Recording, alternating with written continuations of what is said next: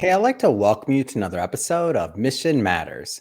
My name is Adam Torres, and if you'd like to apply to be a guest on the show, just head on over to missionmatters.com and click on Be Our Guest to Apply. All right, so today I have on the line Ken Goldberg. I'm welcoming Ken back onto the show, and he is the founder of DSE Trading. Ken, welcome back. Hey, thanks. Been a great 6 months since the last time, and thanks for all your awesome help, man. Oh man, Ken. So this is the official last interview of 2022. So I'm glad that it was Salute. you and glad to get into today's topic and content. So we're going to talk about, of course, the recently released book and also, of course, about the podcast. So I'm excited to talk about the evolution of that and what you're doing there. But I guess just to get us kicked off, let's start this episode, Ken, the way that we start them all with our Mission Matters Minute. So Ken, we at Mission Matters, we amplify stories for entrepreneurs, executives, and experts. That's our mission. Ken, what mission matters to you? Yeah, well, the biggest mission lately, of course, missions I think morph as we get older, and I'm into the mission now of really helping people understand what's going on with their money Mhm. and the concepts surrounding money and some of the fallacies and misunderstandings about how markets work, who's in charge, who's got our back, and really who doesn't. So that's what I've been doing. It's great. Love bringing mission-based individuals on the line to share why they do what they do, how they're doing it, and really what we can all learn from that so we can grow together. I don't want to assume that maybe some of our newer listeners caught some of our previous work together. So maybe just to set the groundwork here, tell us a little bit more about your background in finance and really how you got started on this path to helping others with their money. Yeah, thanks. I am almost done with my fourth decade of investments in Wall Street, Mm. trading floor, banking, hedge fund type of really broad background. So I understand a little about a lot of things, and I Yeah. understand a lot about maybe one or two. Yeah. And what I understand mostly is how people think and how we can get caught up in the crowd, in the excitement, in the kind of the noise of the news is what I call it. Mhm. And if you're not careful, you can get in some big trouble with your money and the leverage that we're often encouraged to use. And really, my job and my mission is to just be the little voice on people's shoulders that asks them, do you really know what you're doing? And here's the ramifications Mhm. of what could happen if things don't go as planned. So let's get a plan to take care of not only the best case scenario, but maybe give some thought to the worst case scenario. Maybe we can construct a plan that will survive any scenario. Yeah. And I want to go further into this and also into DSC trading and some of your methodology. But first, we got to get into this book, man. I'm so excited. I mean, a year in the making, essentially, and getting it together, put together the content, everything else. You're out. It's out. You're a published author. How do you feel? I feel great. It's like a toe in the water. I think there's more to say, but one step at a time. But it feels good that it's a legacy that I can leave for my family and my kids, and really show a roadmap of starting from pretty humble beginnings and how determination and focus and not quitting when you fall, but getting back up, working through the hurdles of life uh, got me to where I am now, which is a comfortable place. So your contribution to the book. So I'll read it verbatim. Leveling the playing field, hurting behavior, and its impact on critical decisions. So as you mentioned before, 40-year career in Wall Street, in finance, in banking. Why this topic? Why did you feel it was important to present? Well, again, we get caught up in these extremes of emotion. And if you will picture perhaps a pendulum, where at one end of the pendulum is mania and excitement and just enthusiasm, Mhm. and the other end is, depression and struggle and sadness. And what we forget is that the pendulum moves back and forth. It doesn't just hang out at excitement and enthusiasm. And if we're not aware of where we are in the pendulum swing, if we're not kind of keeping track of just how good things are, then we're really not prepared for the drawback, the correction, as some people might call it, the swing back to reality, as other people might call it. And the last couple of years have been such great examples of manic rises in stocks and IPOs and housing and crypto and everything.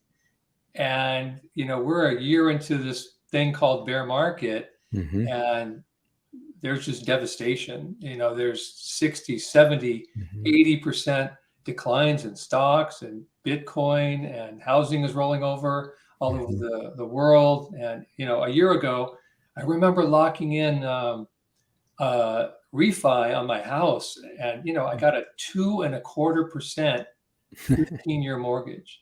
Wow. And interest rates have gone straight up. That's like a 6% mortgage now.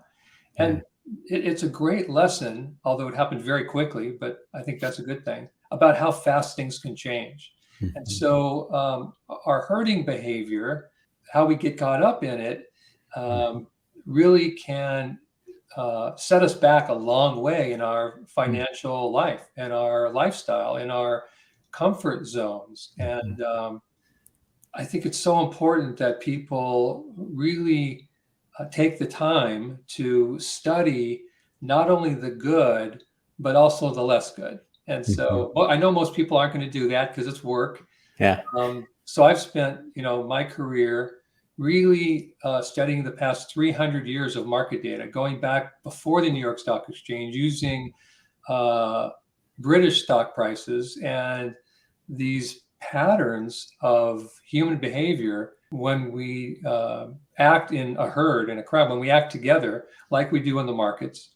The patterns repeat. And if you can see a repeating pattern about to end, whether it's a rising pattern or a declining pattern, if you can see a pattern is about to end, and then you can go back and see what happened after that end, you can get prepared for what's about to come. And so really, that's been my mission. So I think that's also a great transition to going further into DSE trading as well. So tell us a little bit more about the company. So DSE Trading is a part of a holding company that I have called 613 Holdings.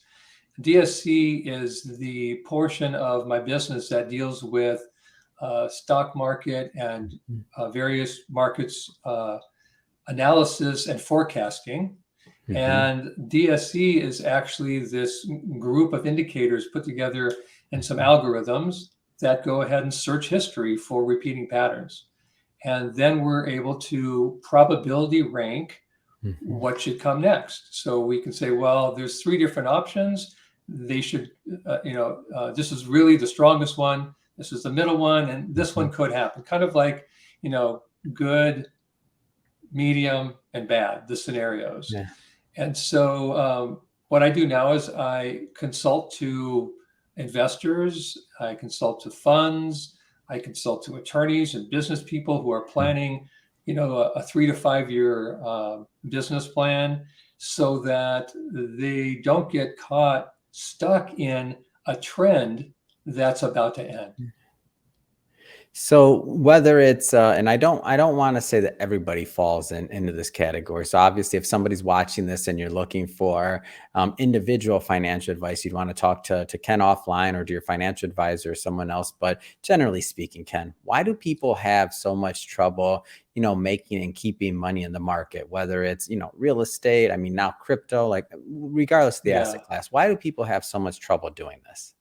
So humans have this need to understand. And we also are a little on the lazy side, most of us. Yeah. And so rather than take the time to go deep and really understand, we look around to see what other people are doing. And we figure that, well, if we just do what they do, then we'll be okay. And in fact, that leads us to getting average results. And years of growth in bull markets and rising prices, we kind of get average growth.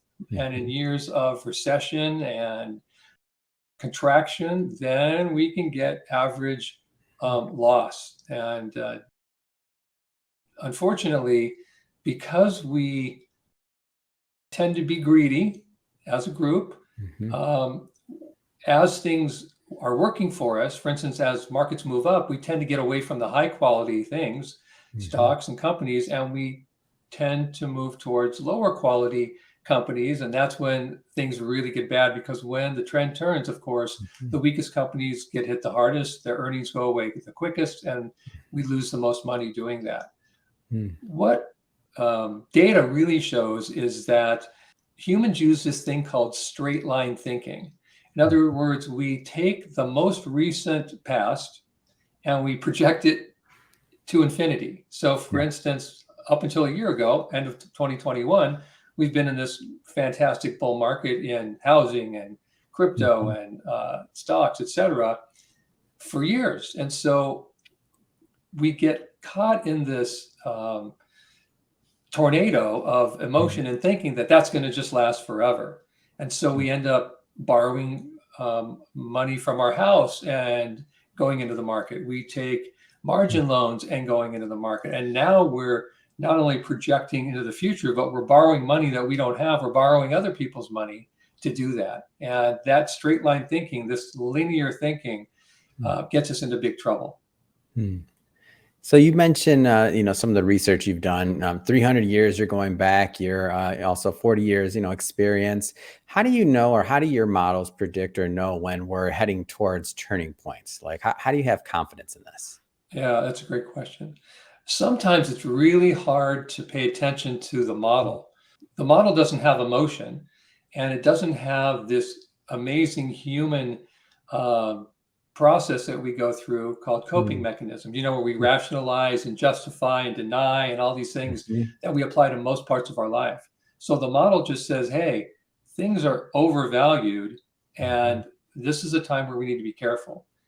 It's hard at that time to say, oh, wow, my $1 million has become 3 million in the past 10 years. I don't want to get out of the market. And that's what we exactly should be doing, right? When things are so good to be true, utopian, and we start patting ourselves on the back for being these geniuses, we often confuse our brains with the bull market. We think we did it. And in fact, most of that is being in the right place at the right time. So the models track that emotion. They track how much we're borrowing, how much protection we're using in our portfolios and our money management decisions. They track things like that. And when they reach extremes, it's clear. The bell rings, warning signs go off. And even from, our first interview in July, there were some things we talked about that are happening now, and most people wouldn't believe them. So, yeah. So one of the things that you use in predicting and forecasting is probability ranking. Can you explain a little bit more about how that works, so the listeners can understand a little bit more about the thought process behind what goes into the advice you give? Yeah. So if we look at history going back 300 years and we see a certain behavior, we call it behavior. Most people would think of it as stock price movement. In fact, because there's this billion or so people around the world all invested in markets, speculating in markets at the same time, the prices of things are manifestations of our emotion, our mood. When we're in a good mood, we buy stocks, we buy houses, and we buy more houses, and we Airbnb houses because we think we can always get someone to rent them from us, right? We almost get this delusion of grandeur. And the history tells us that that pattern has led to certain types of, we'll call them corrections in pricing, drawdowns. And those patterns don't always manifest in immediate crashes. They don't always, crash like they did in 2008 or 2001 or 1987. Sometimes they fall halfway down, bounce a little bit back up, fall some more. And the probability ranking system can forecast very clearly how deep a correction might go. Mm-hmm. It doesn't necessarily perfectly represent the path that we're going to get there. So what we get is these big warnings of, for instance, Netflix. Yeah. Netflix is down 70% in a year since its all-time high. Yeah. We got these warnings as Netflix was just going crazy that it had huge risk, with more than 50% of potential decline. We didn't know it would go straight down, but it did go straight down, and it's now reached the target where the risk goes away. Now the risk is very small. The risk at the top is very high. So this probability ranking allows us to step out of situations, markets, housing, collector cars, whatever, at points of maximum risk. And it also signals at points where risk is minimized, not zero, but much, much less. Look, after something drops 70%, what's the risk? Well, 30 more percent. But a year ago, most stocks had much higher risk than 30 because many of them were down much more than 30. So we use the probability ranking in order to decide how much money we need to protect, and when the protection is no longer needed and it makes sense to put capital back into the market. And speaking of the current market, I do want to circle back to that, but I want to jump around a bit here. I want to spend a little bit of time on the podcast, on your podcast, before we get into what people should be thinking about as we head into 2023 from your perspective. So let's just take a moment or two here and leveling the field podcast. First off, I'm so excited about the show. I'm excited that you're continuing to record. I think are we Leveling the Playing Field podcast? Are we over 20 something episodes now? Am I off on that, Ken? Yeah, I think I just dropped 26. Come on, about to hit 30 episodes. Yeah. That's amazing. I know when we first started talking about the show and the idea, the concept, I mean, I know you're a content creator from way back. I mean, we're a huge contributor to The Street and just a lot of other things. How do you feel now that you're a podcaster and you're getting out there, you're building your catalog? How's that working for you? You know, the first couple were a little rough. Said every podcaster probably known to existence. Yeah, probably. But now it's just, it's a scheduled part of my life. I do it at the same time, the same day of the week. It comes out at the same time. And it's just, I get excited. As soon as I drop one, I'm making notes about the next one. There's so much out there that's misleading people. There's so much distraction, misinformation. There's complete lies in many different aspects of our culture. And so I try to bring that together in this podcast to use my 4 decades, to use my experience to question people. I'll get calls from people flying around in their private planes and they're wanting to do these crazy things with money. And I'm thinking, does that really make sense to you? Let's talk about that. And, oftentimes, luckily, I think those people are glad they called me because it's just amazing what you can hear on a golf course and think is a great idea. Yeah. Any favorite episodes or moments in recording so far, and for shows that you released or otherwise? I was really happy to do some shows on risk and really what risk means. Most people have no idea about risk. Most people couldn't even conceive of stocks like, Meta and Amazon and Netflix and PayPal and Nvidia just getting destroyed like they've been. But the signs were clear and we did make those warnings. And to those who tuned in, and even in Bitcoin, I mean, in the summer, I made it really clear. I did a Bitcoin episode and I said, at the end of this year, at the end of 2022, this very, very large cycle for Bitcoin is going to bottom. And, Bitcoin has fallen straight down from, at that time, 30,000, 35,000 to here it is 14, 15,000. And we're at the end of the window. So, I mean, opportunities are coming. And I did the same thing with stocks. We talked about real estate and interest rates Yeah. this summer. And so I get great feedback from people about, thank God they listened, and they tell me who sent them the podcast. They owe it to their brother or their cousin or whoever, and so that really makes me want to search out more fallacies and more misunderstandings and bring them to people's attention. I really, at this point, I really want to make that my thing. Yeah, I think it's well. First off, I think it's great content. I'm thrilled to have it on the Mission Matters Podcast Network and to bring it to our audience. And we'll be putting the link to that, of course, in the show notes because I want everybody to go check that out. Circling back to the market and heading into 2023, a lot of uncertainty, a lot of things going on. What should people be considering or thinking about? Pain. 2023 is lined up to make 2022 look pretty mild. The economy is just rolling over into recession, yet interest rates are still rising. Many people are confused on how that works. But again, we don't have to have understanding, our human need to understand to linearly project the past into the future.